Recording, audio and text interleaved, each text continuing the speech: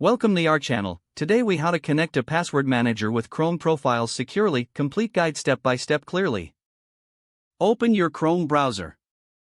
Ensure you have your preferred password manager installed. Launch the password manager application on your device. Log into your account using your master password. Navigate to the settings or options menu of the password manager.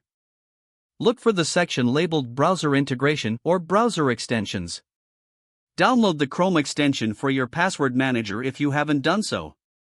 Once downloaded, locate the extension in the Chrome Web Store. Click on Add to Chrome and confirm the installation.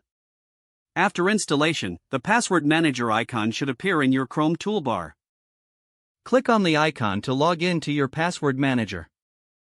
Input your master password to access your saved passwords. Check for any prompts asking to connect the extension to the browser. Follow the prompts to enable integration between your password manager and Chrome. Open a new Chrome profile if you need a separate environment. Switch to the new profile using the Chrome Profile Manager.